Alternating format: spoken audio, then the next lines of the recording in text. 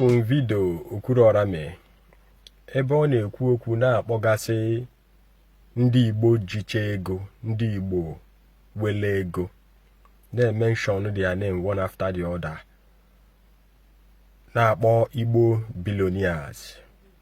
Ihe niile eje ọgụ, egbe niile eje ọgụ na Anambra, because Anambra ka ama ewe most of the popular Igbo billionaires.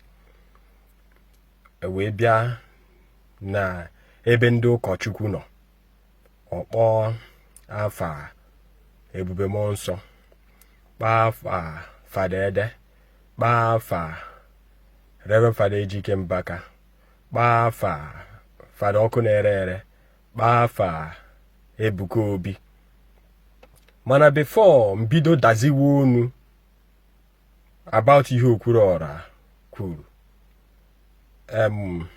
ewe egwu ọzọ emene nsugbe egolu oge ọgụlụ egwu ọ sị na Igbo enweghị power, Igbo chọwa power, Igbo enweghị power, Igbo chọwa no power. Otu ahụ ka Igbo esi owe eze chacha ikwugasịrị okwu kpọọ ma ndị igwe afa, igwe ndị autonomous community, si na ha bụ igwe gọvanọs ye certificate, na ha kwụsị ike anara ha certificate ha. Ịkpọkwa South East Governors niile afa, ịkpọ Barrister Peter Ndubuisi Mba afa, ịkpọ Soludo Professor Chukwuma Soludo afa, ịkpọ Hope Uzodimma afa, ịkpọ Alex Ochi afa, ịkpọ nna ikwu Ogbonnia Nwifuru afa. Mana n'ime okwu ahụ niile ị na-ekwu ọ malụ mma ka ị bịa kpọwa ndị ụka afa, ewere okwu ikwulu oge ịkpọrọ ndị ụka afa. Ịma na amaghị ekwu butere amara asa. I was looking at you that night ị na-eme video ahụ. I was asking myself whether all is well, because I've gone to find that video. Ndị save go video ahụ save gị ya, ndị ga-eji ya gbaa gị ụta oge ọ na-abịa. That is why ndị wee sị gị na Igbo enweghị eze. Ha ama nghọta ezigbo isi abịa, ha ama nghọta okwu ị na-ekwu. Okwuluora ewe okwu ebe kpatụgasịrị aka eweche okwu ikwuru nsị ka mbịanyelu gị aka dazie ego onu. Abịa na nke ndị ụka, ịkpọrọ Fada Ede afa, ịkpọ Fada Mbaka afa, ịkpọ Ọkụ Na-ere Ere afa, ịkpọ Ebube Mmụọ Nsọ afa, ịkpọrọ Ebuka Obi afa, wee kwuzie nke ndị ụka wee sị na Ebuka Obi bụ the greatest, na Ebuka Obi bụ the greatest. Na ị chọrọ ịghọta, ị chọrọ ịma ka a ga-esi wee ghọta ihe ọsọ ndị mmadụ ka ọhịa, ọ dị ka gasị gị na-ewe onye gị na ya na-anụ ọgụ. Anyị ekwu ebe okwu ya bụ discrimination ahụ dị n'ebe ndị Igbo nọ. Ọkwa maka nwanne anyị nwoke, nna anyị ukwu, na ezigbote ọyị anyị nwafọ Igbo anyị bụ Maazị Nnamdi Kanu ka a na-ekwu okwu ya o. Anọgo n'ime na a na-ekwu okwu Nnamdi Kanu ka a ga-esi wee zọpụta ya, wee mewe politics, wee kwuo onye kacha bụ the greatest, na onye kacha na-eme ọfụma. Anụ m oge ịkpọ Fada Ede afa, wee kwuo na owe Madonna University, wee kwuo na owe Caritas University, wee kpọọ nna anyị ukwu Reverend Fada EJIKE MBAKA afa, si na o si na pure water para ike, si na o si na kasete para ike. Bịazie na nke Ebuka Obi, Ebuka Obi what the greatest. What may have made Ebuka Obi the greatest? Kedu ihe mere Ebuka Obi ji bụ the greatest? Ebuka Obi ewe force ịkpụkọnata all these men niile kpọrọ afa kịta. Ịmakwa ndị mention their name, ịmakwa ndị na-akpa afa, ịkpọrọ atọ eze na ukpo afa, ịmakwa ndị kpọrọ afa, ịmakwa Obi Kubana dị involve, Kubana chief priest dị ebe ahụ, Jesco dị involve, Juizaza dị involve. Ịmakwa men i mention abịagodi n'Enugu a, ịmakwa na Benwool na Isuawa, Ezuome n'ihe. Name them Igbo billionaires ma akpọwa afa abịagodi n'ụgbọ ọka bụ unu ahụ. In the lives of late Ifeanyi Nwanchi, the former local government chairman of Nkanu East, Emeka Wawa, late Emeka Wawa, late Ebere Jubelo Akpaka, ọka ndazi ego onu kịta anya afọ ịnyịnya oge anya afọ ịnyịnya nọ ndụ. Ọkwa ịma n'aka akpọgo gị mitin sọsọ n'ụgbọ ọka bụ unu ahụ. Igbo ewoghọ nsọpụrụ, Igbo amaghị okenye. That is why onye ọbụla ji ada ọnụ okwu. Ọ bụrụ na ị chọrọ onye ga-akpọkọnata ndị Igbo niile ọnụ, ka e wee kwuo okwu Maazị Nnamdi Kanu. Ibugodo ụzọ si na Ebuka Obi bụ the greatest. Ị ga-agwa onwe gị eziokwu. Kedu onye bido mewe emume Maazị Nnamdi Kanu? Kedu priest na Nigeria binigo gba plane baya Abuja jewe ije Nnamdi Kanu na abụrụ Fada MBAKA? Kedu onye kwugo family kpee ekpere Nnamdi Kanu kpesie ya ike kpee ya publicly na abụrụ Fada MBAKA? Ọkwa maka Maazị Nnamdi Kanu ekpere okpe ka eji wee kpọọ ya panel na Korea ndị isi ụka nke Enugu. Ịmatakuli na agba Fada MBAKA ya ekwuzi n'okwu maka Maazị Nnamdi Kanu ya ekpezi na ekpere ka ọ pụta that they doesn't want it. Okwuluora echem n'ihe ịkara ime ịkara ibido ọgụ a n'ebe ndị ụka nọ. Kedu ihe Bishop Onaga nọ na-arụ n'Enugu o ji wee ju ikwu and o ji wee ju ije maka Maazị Nnamdi Kanu? Kedu ihe Bishop of Onitsha Diocese nọ na-eme? Bishop of Owerri Diocese, Bishop of Umuahia Diocese, Bishop of Ebonyi Diocese. Kedu ihe ha ncha nọ na-eme ha ma nji wee kwekwu okwu Nnamdi Kanu? Because ugwu bụkwa nkwaye. Rather, onye ọbụla bụ a priest of God kwuere okwu Maazị Nnamdi Kanu ha atakụlụ ụwa ya. I am yet to see a priest or a pastor or a clergy, an evangelist, a prophet that will stand firm to talk about Maazị Nnamdi Kanu. Ebuka Obi na-asị na ya bụ the greatest. Ọkwa nke o kwuru ekwu ka Fada MBAKA kwuchere okwu ebe ọ na-eme copy, ebe ọ na-copycat.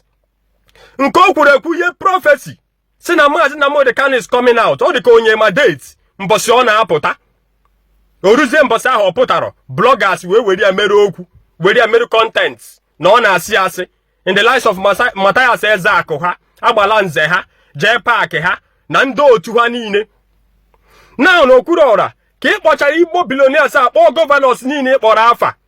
Kpọọ ndị igwe niile kparịa ndị igwe, si na igwe niile bụ igwe autonomous community, no igwe governors ye certificate na ha kwụsị ike. Anara ha certificate chụda ha from the throne, were ya nye onye ọzọ. No governor na ọ bụrụ oge gboo na governor adịghị eme appoint ndị igwe. Mana n'enyi anụnụ obodo emebisigo. Igbo wants to belong by all means. A na-ekwu ndị nke a na-ejepụ. Ọ bụrụ na Igbo nwere nsọpụrụ, somebody dịka Fada MBAKA egbe eji eje ọgụ n'ala Igbo. A na-ekwu okwu Maazị Nnamdi Kanu, Fada MBAKA ebunye na-eje Abuja. Fada MBAKA ebunye na-ekwu okwu Maazị Nnamdi Kanu. Unu na-ajụkwa owu na ajụjụ ndị Igbo niile opụ ụzọ dị mma ha. Now the rest of them babu APC. How did APC manage to come to power? If not by the power of the spoken word that comes out from the vocal voice of Fada MBAKA on the altar of adoration. That altar of adoration has made too many people great. Where are they? Rather than to turn back and stab him at the back. And the greatest. Can they work solution? At a point, I thought that you have got it upstairs, that something is wrong. Because things fall apart in that your video. Makwa amane when they download the video gan we be no matter whatever ina agbako na agụkọ maka aji ama echi. Ebuka Obi bụ the greatest. Ebuka Obi bụ ana sarokun. Ebuka Obi bụ the greatest. Ebuka Obi je na ije Maazị Nnamdi Kanu. Ma ka ịma na onye ga-eyi ya ọnụ. You want to coordinate people, you want to make people kema ko wazirike. I saw Wazirike today about Maazị Nnamdi Kanu and hear what he would say against Maazị Nnamdi Kanu. I saw one man, Brother Paul Chibo, upload a video. The man insulted the Ojukwu. The man insulted a lot of Ndigbo. Insulted Maazị Nnamdi Kanu. Said that Ojukwu is nobody. Maazị Nnamdi Kanu is nobody. Oyi Igbo. Ndigbo. Okwuluora ichekwu ya ọfụma si ndị si ụka anyị ha binye n'ụla nyere onwe ha aka n'obodo emebisigo. Everything ya sa ndị si ụka anyị niile bụ ndị alụrụ ana kpuchere ogbu kpuchiche onwe ha kwachi onwe ha uwe ha na-eyi bụ uwe ha ji akwachi nonsense ha na-eme eri. negodi ndị Suka niile ata eze n'ukpo ha na-erubeseru ata eze n'ukpo ha na-erubecheru ndị isi ụka anyị niile isi. Ị na-achọ ịgwa m today if things is being made right, asị na onye a wekwe gift, na onye a wee calling a, onye a wee grace a, na ya akwụwa Fada Mbaka. Fada Mbaka maka Fada Ede na-akpa afa ewenube nke a na-eme Fada Ede na-etinye ọnụ. He's on his own, he's answering his own calling. Kpọrọ ya taa kpọrọ ya echi, ewere okwu a na-ekwu ọ na-etinye ọnụ na ya, ọ ka ya na chi ya si wee kpeti ya. Ihe o ji bi ụwa ka ọ na-eme, mana ihe agụja ya ire dị ya na mbọ. Ineche all these big fish, old fish. Ekwuwe maka ego, how can Ebuka Obi be the greatest? Enye ga ego inara ego rie. Let the peanut that they gave you to you don't carry your sense of belonging away. Ekwuwe okwu ndị were ego Ebuka Obi agakwa na line. Na ndị ụkọchukwu were ego n'obodo a. Keke Ebuka Obi si bụ greatest. Pastor Jerry Eze nko in anu onu ya. Do you know how wealthy Pastor Jerry Eze is? Do you know how wealthy Ebube Monso is? Do you know how wealthy Fada Ede is? Do you know how wealthy Reverend Fada EJIKE MBAKA is? Ima ndị Fada Mabucha Mabu, Godfrey Okoye. Ima how wealthy are they? How can Ebuka Obi be the greatest of all? Overcomers Church, late Bishop Moses Ngene, nwanne Samu Ngene, former local government chairman Enugu South. Overcomers Church is all over Nigeria. Ebuka Obi akpabe na-edi ego ndị akpa anụ. Because of ego, ka Ebuka Obi ji bụ greatest. Tinubu today knows that Fada Mbaka is a massive help to APC. He will take over power. Just that they misuse their chances. Buhari today no run the oga agwagi. Onye ọzọ mama the word of Fada Mbaka bụ Adams Oshomole.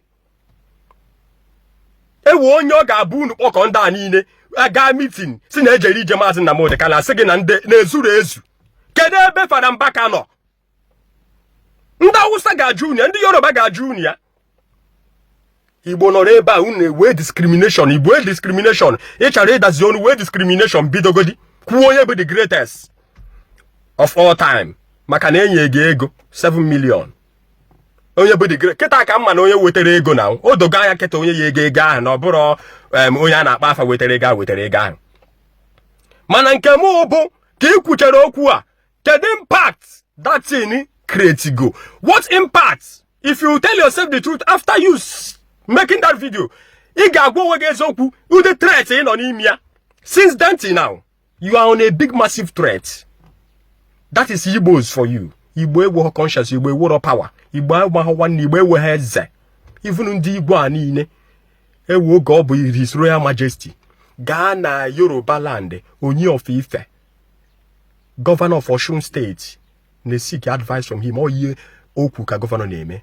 Ndị ọchịchị ọchịchị onye chọrọ ịzọ president, oje na nke Onye of Ife. Good luck was there, Obasanjo was there. Ma ndị Hausa na-eje ebe ahụ. Tinubu was there, Onye of Ife. Ebia agwa gị na ị ga-achị ka ịma nche. Ebia onye ọbụla edinala naanị. Ne King of Warri. Ime Sean ọ bụrụ oge FFPC nwankwọ ha nọ ndụ, arụ nkwụ ọcha ha, ide nkwụ ọcha ha. Eze ego ni one of ihe ala ha. Ewe ndị egbe eji eje ọgụ. Mgbe gboo wa, ndị akịta ya na-agba kịta, ị na-akpọ kịta, eme kịta. Ịkpọkarịa ha afa, ha na-agba ọsọ. Duto gịnị? Ịkpọ ha afa ha. Even they are in their own fatana land, they are no longer recognized. Ipute asị na ha abuse na ere we EFCC stop pedal ha. Onye ọbụla chọrọ ịnọ na queue, ewere onye chọrọ imejọ president, ewere onye chọrọ imejọ Tinubu, ewere governor chọrọ imejọ Tinubu likely said. Onye ọbụla chọrọ in return back to the second tenor. Jụọ oge ajụjụ since nwe ifuru ha, hope ụzọ dị mma.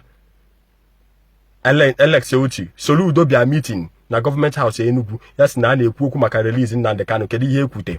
Did you know the agenda of that meeting? Ma isi mbido meeting na ma isi njedebe ya.